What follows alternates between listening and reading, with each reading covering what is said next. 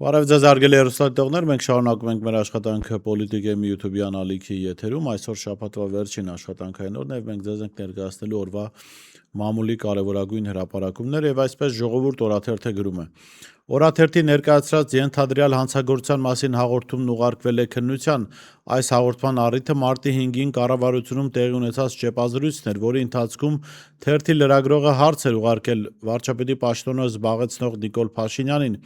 Լրագրողը հիշեցրել էր, որ վերջին տարիներին տարբեր քրեական գործեր վերաբացվում են նախկինում հնարավոր թաքցված հանցագործությունները բացահայտելու նպատակով, եւ այդ համատեքստում հետաքրքրվել էր, թե ինչու չի նախաձեռնվում վերաբացել 2017 թվականին հարուցված այն քրեական վարույթը, որը ըստ հրապարակված տեղեկությունների վերաբերվում է Քաղաքացիական պայմանագիր խմբակցության քարտուղար Արթուր Հովհաննիսյանին, ում մեքենայից 2017 թվականին հայտնաբերվել էր 0,24 միլիգրամ թմրանյութ, ինչից հետո վերջինս ձերբակալվել էր։ Իսկ ով էր եղել նախկին իշխանության տարիներին այն պաշտոնյան, որի միջամտությունից հետո գործը փակվել էր։ Ըստ օրաթերթի այս գործը ուղարկվել է դատախազությունն էլ քննչական։ Ես իհարկե վստահ եմ, որ ի վերջո այս քրեական գործը որևէ իրական տեսք չի ստանա, որովհետև Նիկոլ Փաշինյանը շատ լավ գիտի իր թիմում ով ինչ հանցագործության հետ կարող է կապ ունենալ, ինչ նյութեր կարող է օգտագործել, բայց այդ ամենը, այդ քրեական գործերը, հանցագործությունները, ենթադրյալ եւ մնացած դրվագները Նիկոլ Փաշինյանին պետք են գալիս այն ժամանակ, երբ այդ մարդիկ իր այս կամ այն հրահանգը չեն կատարում, զորօրինակ Հովիկ Աղազարյանի եւ ոչխարների հետ կապված այդ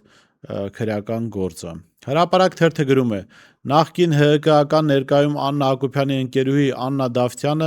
որ նախօրեին տիկնոջ հետ Արմավիրում խնջույքի էր մասնակցել եւ պարելու լուսանկարներ հրապարակել, իր մերձավոր շրջապատում հայտարարել է, որ խորհրդարանական ընտրություններից հետո իրեն նշանակելու են ԿԳՄՍ նախարար։ Դավթյանը ներկայում Երևանի Սամվել Գևորգյանի անվան թիվ 189-րդ դպրոցի տնօրենն է։ Նա Աննա Հակոբյանի կրթվել է նորաձև է արշավի ակտիվ մասնակիցներից է, նրա պաշտոնավարման ժամանակ էր Սիլվա Կապուտիկյանի անվան թիվ 145-րդ դպրոցում աշխատանքը կորցրել այդ ժամանակ պատմության ուսուցիչ աշխատող լրագրող Կարպիս Փաշոյանը։ Ըստ լուրերի նա տիկնոջ ընկերուհին է դարձել «Իմ քայլը» հիմնադրամի փոխտնօրեն Թալին Թոփալաքյանի հետ մտերմության շնորհիվ եւ վերջինս էլ լոբինգ է անում Դավթյանի հարցում։ Այս ամենը նաեւ այն մասին է խոսում, որ տիկին Հակոբյանը չի կորցրել Փաշինյանի կադրային քաղաքականության վրա ազդելու լծակները։ Չի կորցրել կամ տպավորություն է, որ չի կորցրել, երևի թիմում դեռ չեն պատկերացնում, որ Աննա Հակոբյանը այս պահին հնարավորություն չունի նախարարներ, փոխնախարարներ նշանակել այլևս, ընտրություններից հետո հատկապես երբ քաղաքացիական պայմանագիրը ընդդիմություն դառնա, հասկանալի կլինի, որ նման հնարավորություններ ընդհանրապես իսպառ բացակայում են։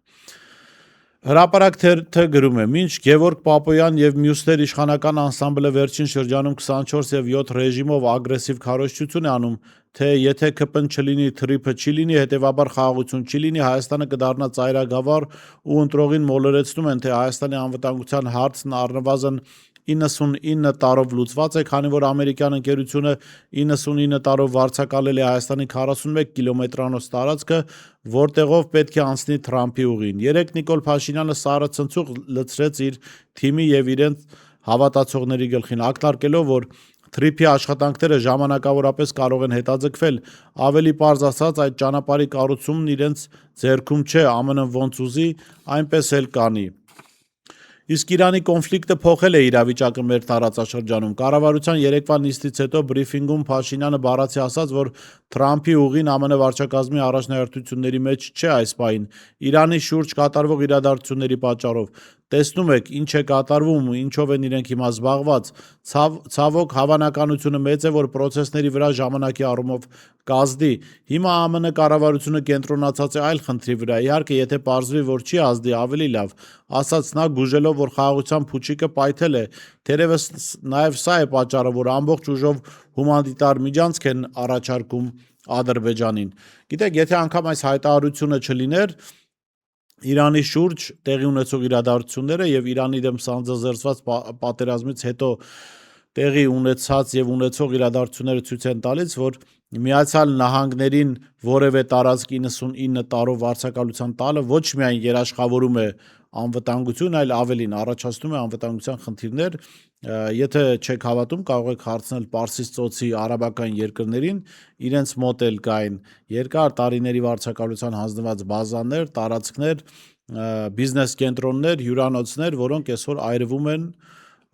իրանական ԱԹՍ-ների եւ հրթիռների հարվածներից։ Կարողացավ Միացյալ Նահանգները երաշխավորել նրանց անվտանգությունը։ Մի քիչ կասկածով եմ վերաբերում։ Արդյոք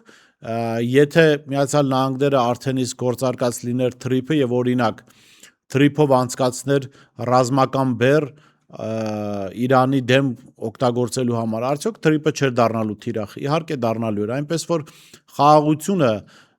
եւ անվտանգությունը հնարավոր չէ ապահովել որևէ միջազգային կենտրոնի ունեցած դերով իրեն վարձակալության հանձնված տարածքներով, եթե տարածքները օգտագործվում են հարևանների եւ հատկապես բարեկամական Իրանի դեմ, եւ այդ պետությունն էլ Իրանի դեպքում օրինակ ունի այդքան ներուժ հարվածելու, ոչնչացնելու այդ ենթակառուցվածքները, հասկանալի է, որ չէ, խաղաղություն դա չի երաշխավորում, ավելին երաշխավորում է, որ կարող է լինել պատերազմ։ Ես ձեզ կարող եմ ասել, որ երաշխավորված կլիներ Հայաստանի տարածքներին հարվածը, եթե թրիփը հիմա գործեր եւ թրիփով անցնեին ռազմական նշանակության բեռներ Իրանի դեմ գործողություններին օգտագործելու համար։ Հրապարակ թերթը գրում է. Դիլիջանի Կամոյի փողոցում միջպետական ճանապարհի եզրին սնկի վաճառքի կետ կա։ Ծառի սնկի սեզոնին այստեղ վաճառվում է անտառի ծառի սունկ։ Մյուս ժամանակները շամպինյոն եւ աճեցրած ծառի սունկ։ Սնկի վաճառքի կետը պատկանում է մոտակայքում խանութ ունեցող դիլիջանցուն, որը ոչ թե իր խանութում է վաճառում սունկը կամ խանութի առաջ, այլ փողոցի մյուս կողմում։ Համայնքապետարանը մի անգամ 100,000 դրամով տուգանել է սնկի անօրինական վաճառքի համար, սակայն շարունակում է սնկի վաճառքը։ Դիլիջանի բնակիչները պատմեցին, որ ամեն անգամ, երբ Նիկոլ Փաշինյանը Դիլիջան կամ Իջևան է այցելում, այստեղ վաճառվող սունկը հավաքում են, իսկ նրա գնալուց հետո սնկի վաճառքը շարունակվում է։ Հրապարակ օրաթերթը գրում է. ԿՊ-ն այս շաբաթ ներկուսակցական քարոզարշավի անվան տակ կարշավի Վայոց ձոր եւ Սյունիք, իսկ եզրափակիչ արշավը նախատեսում են իրականացնել գալիք շաբաթ Երևանում։ ԿՊ-ական աղբյուրները չեն թաքցնում իրենց թախիծը, որ Երևանում անմխիթար վիճակում են եւ նոր հնարքներ են մտածում, ինչ անել, որ թաղերով, բակերով անցնելիս չխայտարակվեն։ Բանն այն է, որ Երևանում ԿՊ-ի վարկանիշը մարզերի համեմատ շատ ավելի ցածր է, եւ եթե մարզերում չկարողանան խուսափել տհաճ պահերից, պատկերացնում են, թե մայրաքաղաքում ինչ է կատարվելու։ Ես մի այդքան այսպես օպտիմիստ չի լինի ոչ թե այն առումով, որ Երևանում չեն մերժում Նիկոլ Փաշինյանին, այլ այն պատճառով, որ Նիկոլ Փաշինյանը կարողանում է իր անվտանգությունը ապահովել եւ վստահաբար կփակեն շենքի մուտքերը, կհեռացնեն բոլոր հնարավոր կասկածելի մարդկանց, տարածքը այնպես կսանրեն, որ Փաշինյանը ուղղակի տհաճ խոսակցության չհանդիպի, բայց դա չի փոխելու իրավիճակը, չի փրկելու Նիկոլ Փաշինյանին։ Միևնույնն է, երևանցիները Նիկոլ Փաշինյանի եւ Հայաստանի բնակիչները ընտրատեղամաս Քվյատուփի մոտ գնալու են ոչ թե Նիկոլ Փաշինյանի թիկնազորի ուղեկցությամբ, այլ իրենց հոգու եւ խղճի ուղեկցությամբ, եւ կարծում այդ ընտրությունը կատարվելու է ոչ ի օգուտ Նիկոլ Փաշինյանի եւ քաղաքացիական պայմանագրի։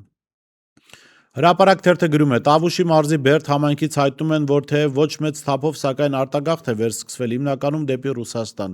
Եթե նախկինում գնում էին աղքատ ընտանիքները, ապա հիմա արտագաղթում են կայացած ֆինանսապես ապահովված մարդիկ։ Նրանք չեն հավատում Փաշինյանի իշխանության պարագայում Հայաստանի պայծառ ապագային, բայց մարդիկ վստահ են, որ արտագաղթի ալիքը մոլեգնելու է, եթե հունիսին քաղաքացիական պայմանագիրը վերարտադրվի։ Ժողովուրդ օրաթերթը գրում է. Օրաթերթը տեղեկացավ, որ կառավարության երեկվա նիստում չզեկուցվող հարցերի թվում ուշագրավ նախագիծ է հաստատվել, մինչև ընտրություններ առողջապահության ապահովության բոլոր ծախսերն ու պարտքերը մարել։ Թե ինչ կլինի հետո պարզ չէ։ Ֆինանսների նախարարությունը հաշվարկների բացակայություն է արձանագրել։ Այսպիսով Հայաստանի Հանրապետության 2026 թվականի պետական բյուջեի մասի օրենքում վերաբաշխում փոփոխություն եւ Հայաստանի Հանրապետության կառավարության 2025 թվականի դեկտեմբերի 25-ի N 1910N որոշման մեջ փոփոխություններ կատարելու մասին կառավարության որոշման նախագիծը նախատեսում է 2026 թվականի պետական բյուջեի շրջանակում 29 միլիարդ դրամի տեղաբաշխում կատարել, որի հիմնական մասը 2.5 միլիարդ դրամը վերցվում է կառավարության պաուստային ֆոնդից։ Պաշտոնական հիմնավորման մեջ նշվում է, որ որոշումը պայմանավորված է առողջապահական ծառայությունների փաստացի գերակատարումներով եւ համընդհանուր առողջապահական ապահովության ներդրման փուլում առաջացած հարցերով։ Ժողովուրդ օրաթերթը գրում է, որ 3 լրագրողը հարց է տվել վարչապետի պաշտոնը զբաղեցնող Նիկոլ Փաշինյանին բանակում չծառայած պաշտոնյաների եւ նրանց հարազատների թեմայով։ Շուրջ 15 տարի հրապարակումներ են անում Ժողովուրդ օրաթերթը բանակում չծառայած պաշտոնյաների եւ նրանց արտոնյալ որդիների մասին։ Լրագրողը վարչապետի պաշտոնը զբաղեցնողի ուշադրությունը հրավիրեց եւս 2 դեպքի վրա։ Առաջինը վերաբերում է Արմեն Նիկողոսյանին, ով նախկինում աշխատել է վարչապետի ղեկավարած թերթում որպես սպորտային լրագրող, իսկ այժմ զբաղեցնում է Հայաստանի ֆուտբոլի ֆեդերացիայի փոխնախագահի պաշտոնը։ Լրագրողը նշեց, որ մամուլում հրապարակումներ են եղել այն մասին, որ Նիկողոսյանի որդին եւ եղբորորդին ազատվել են պարտադիր զինծառայությունից։ Ըստ հրապարակումների որդին բանակից ազատվել է ֆուտբոլիստ լինելու հիմքով,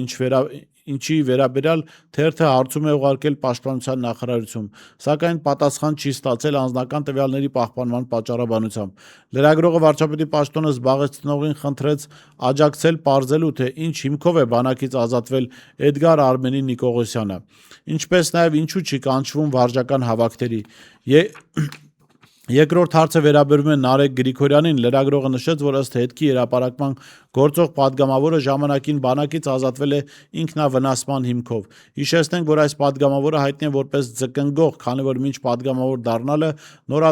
Նորատուսում ձկնորսությամբ է զբաղվել, այդ թվում նաև արգելված ժամանակներում, ինչի մասին մամուլը տարիներ շարունակ գրել է։ Լրագրողը վարչապետի պաշտոնը զբաղեցնողին դիմեց խնդրելով իր ձևով միջամտել, որպեսզի իրավասու մարմինները պարզաբանեն նշված հանգամանքները, քանի որ լրատվամիջոցներին տվյալներ չեն տրամադրում, հղում անելով անձնական տվյալների պաշտպանության պահանջներին։ Վարչապետի պաշտոնը զբաղեցնողը պատասխանեց, որ լրագրողի բարձրացած հարցերը հնչել են հրապարակային հարթակում եւ իրավապահ մարմինները կարող են դրանք դիտարկել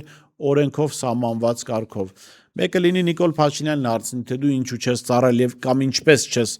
ծառայել ազգային բանակում, ինչպես ես ազատվել զինվորական ծառայությունից,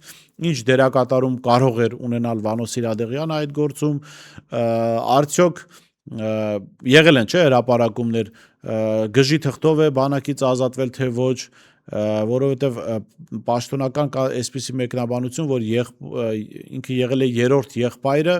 եւ քանի որ երկու եղբայրները ծառայած են եղել, այն ժամանակ նման օրենսդրական կարգավորում կար, ինքը ազատվել է զինվորական ծառայությունից,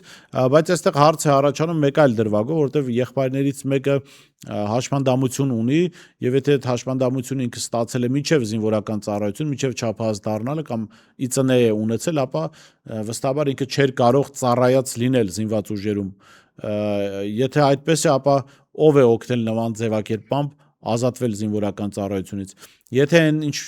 հրապարակային եղել է, հա, որ գժի թղթով է ազատվել զինվորական ծառայությունից, այդ դեպքում էլ հարց է առաջանում, այո, մարդը կարող է հոգեկան խնդիրներ ունենալ, հաճախ այդ հոգեկան խանգարումները ակնհայտ երևում են մարդկանց դեմքին, բայց այդ դեպքում հարց է առաջանում, թե մարդը նման եթե իրականում նման ձևով է ազատվել զինվորական ծառայությունից, ինչ գործ ունի պետության կառավարման հետ, ինչ գործ ունի պետության ղեկին եւ արդյոք այդ ամենը չի հասցնելու ի վերջո աղետի։ Այսօր այսքանն ենք նախատեսել օրվա մամուլի հրապարակումներից, կհանդիպենք եկող շաբաթ։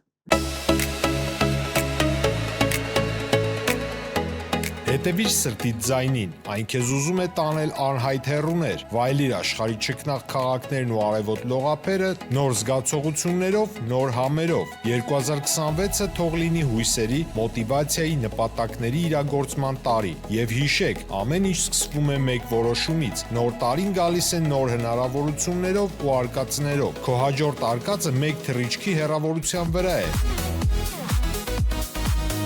Travel with M 095 89 20 48